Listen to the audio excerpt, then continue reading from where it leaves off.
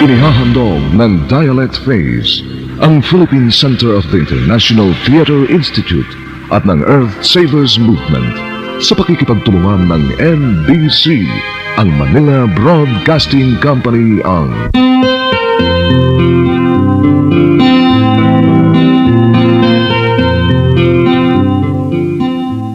Radyo Balintataw. Magandang gabi po sa inyong lahat, mga minamahal naming tagapakinig ng Radyo Balintataw. Ito po ang inyong lingkod, Cecile Guidote Alvarez, sa ngalan ng Dialect ng Philippine Center ng International Theater Institute, pati na ng Earth Savers Dreams and Sam, pinarangalan na UNESCO Artists for Peace. Buong lugod po namin kayong inaanyayahan na samahan niyo po kami ngayong gabi sa pagpapatuloy po ng ating paggunita sa buwan ng April, hindi lang po Earth Day, Innovation and Creativity Day, World Art Day, at magandang ihandog po sa inyo ang ating guest host, walang iba kung hindi isang very innovative and creative playwright, poet, author na talaga naman pong maganda ang kanyang mga likha sa pagsulong ng early child education sa pamamagitan ng kanyang illustrated children's books. At walang iba yan kung hindi si Professor Rey Cruz. All the way in Chicago. Papakinggan na natin ang pagbabasa ni Paul Jake Paule ng Cecile Guidote Alvarez, The Philippines is a Stage.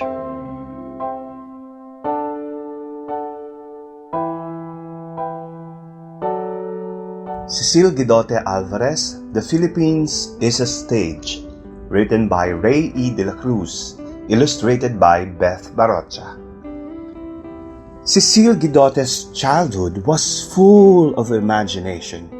Philippine arts and culture were waiting in the wings to be changed by her big time.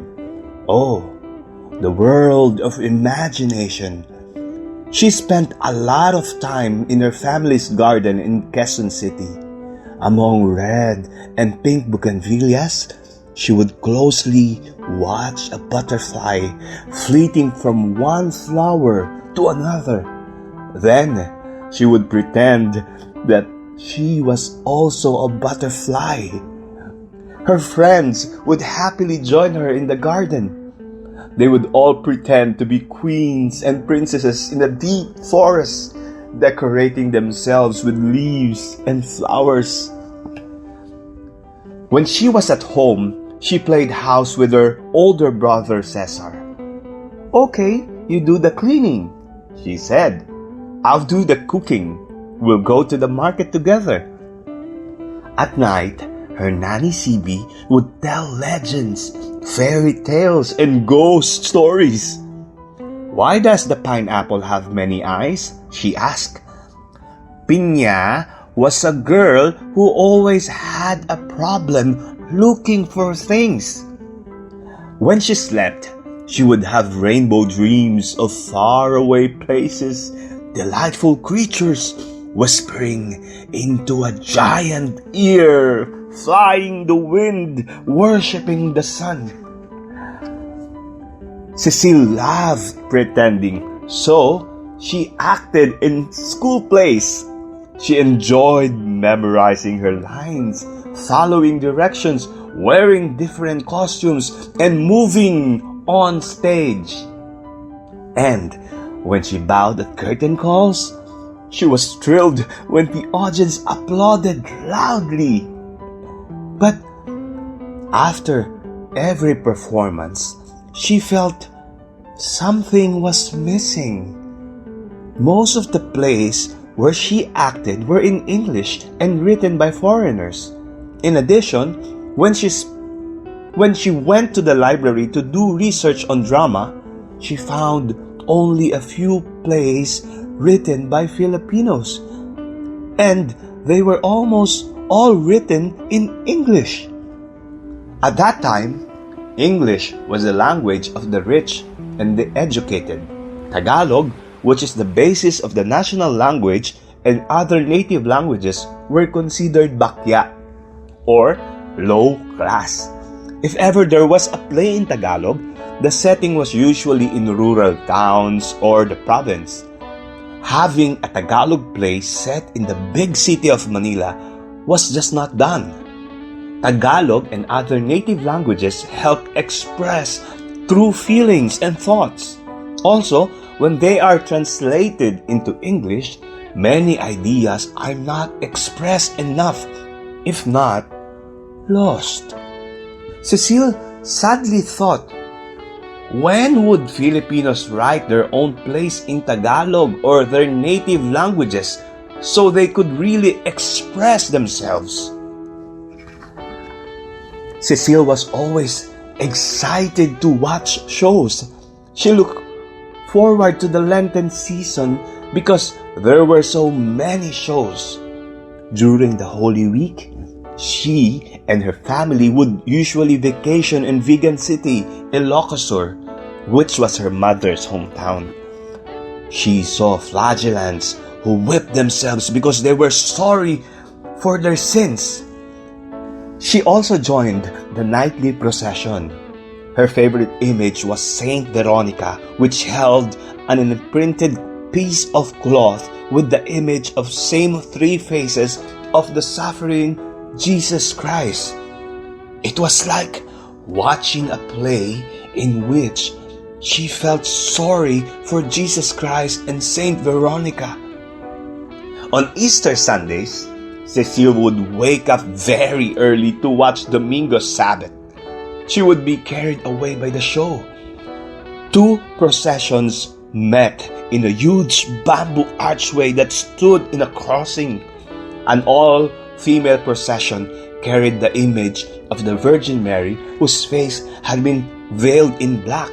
On the other hand, an all-male procession carried a cross with a white cloth draped over it, hinting the resurrection of Jesus Christ.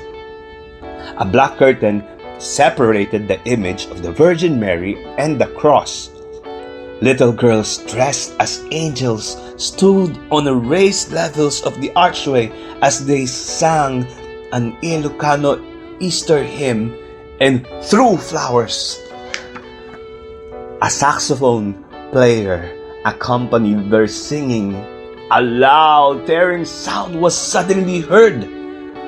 The center of the paper ceiling was ripped open by the feet of a star angel. She was singing while being lowered in a decorated swing. The black curtain was drawn. At the same time, the star angel removed the black veil from the face of the image of the Virgin Mary. The star angel and all the angels sang Regina Coeli. Regina Coeli, Alleluia. Then, the ceiling of the archway. To Cecile, the show was simply spectacular. Cecile read a lot about the Moriones festival during the Holy Week on the island of Marinduque. The Moriones wore costumes and masks like biblical Roman soldiers. They would go around town for 7 days looking for Longinus. He was a Roman military commander who was blind on one eye. A drop of blood miraculously restored Longinus' sight after he pierced on a spear on Christ's side. He then announced, the first PETA production was Bayaning Huwad, which was directed by Cecile. It was staged at the open-air Raha Sulaiman Theater in the old ruins of Fort Santiago in Manila. The main purpose of theater is to educate. PETA presented plays that were important to people's lives. It was in their workshop that taught theater and non-theater people the creative tools to express themselves and make changes in their communities. In 1972, Cecile received the Ramon Magsaysay Award Asia's #1 prize and highest honor for producing a practical program for a national theater and founding PETA in 1967. It was a recognition of her 5 years of creativity, perseverance, and determination. Martial law was declared on September 21, 1972. Ferdinand Marcos chose to be a dictator. He had an unlimited power and he could do anything to anybody who opposed him. Cecile's fiancé, lawyer Harrison Alvarez, opposed the Marcos regime and his life was in danger. As such, he and Cecile hastily got married in Manila before he escaped to America.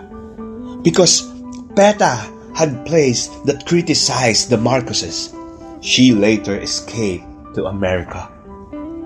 Cecile Guidote Alvarez and other political exiles settled in New York, New Jersey, and Connecticut.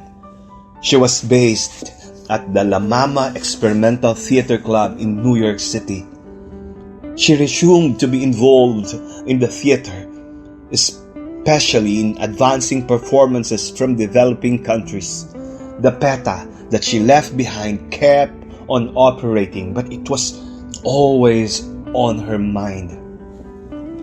After the People Power Revolution in 1986, Cecile and her family moved back to the Philippines. She became president of the Philippine Center of the UNESCO International Theater Institute. She continued to use theater to help promote peace, friendship, and cooperation among people of the world. In 2005, the PETA headquarters transferred to a permanent building in Quezon City, PETA Theater Center. Aside from stage productions, PETA focused on producing informant plays, performances meant to inform social issues like family planning and women's rights across the Philippines. Problems were presented. The audience, however, was expected to seek solutions to their own problems. On its 50th anniversary in 2017, PETA received the Ramon Magsaysay Award for using the power of theater arts in empowering communities and in social change. PETA went above and beyond a theater company. It is now the Filipino People's Theater, reflecting and promoting their languages, cultures, and traditions, as well as teaching and encouraging them. The effects of PETA can be felt from the stage to the audience and each and everyone in a community. Theater is like oxygen, a need in everybody's life. Cecile Guidote Alvarez dreamt of PETA and a national Philippine theater when she was a young girl. William Shakespeare wrote, "All the world's a stage." She loved the Philippines so much that she created her own stage, a real Filipino stage, and she proudly succeeded. Salamat Rey, salamat Paul, at sana nga po ma-access po ninyo yan by contacting Professor Rey de la Cruz. The book is available, pati Ballesteros on my mind. Huwag niyong kalilimutan, tipanan natin sa Radyo Balintataw, lalo na ngayon, Abril, Earth Day Month. Ito po ang inyong lingkod, Cecile Guidote Alvarez, sa ngalan ng Dialect ng Philippine Center ng ITI, pinamumunuan ngayon ni dating Senador Joey Lina, at nandyan din po ang Earth Savers na itinatag ng yumaong environmentalist Senator Harrison Alvarez. Nagpapasalamat po kami sa inyong walang sawang pagmamalasakit, pakikinig sa Radyo Balintataw. Salamat din po sa aming mga kasama o kakampi para ihatid ang paaralang bayan sa Himpapawid, DZRH Radyo Balintataw. Yan po ay ang Mapicon Herbal-Based Insecticide, Tesoros House of Native Arts and Crafts, Casuela Spanish Colonial Cuisine Restaurant, 4 Maginawa Street, UP Teachers Village, Quezon City. Para sa social media needs, contact info@abacussolutions.ph. Salamat din po sa aming Technical Supervisor Salvador Muyar, Executive Assistant Susan Claudio ng Caffeinated Palette, pati na rin po Cecile Alvarez, Earth Savers National Youth Director, Production Coordinator, Roderick Alo. Sana po sama-sama po ang ating pakikiisa para sa kapayapaan, para sa climate justice at patnubayan nawa tayo ng Panginoong Diyos. Mabuhay ang Pilipinas.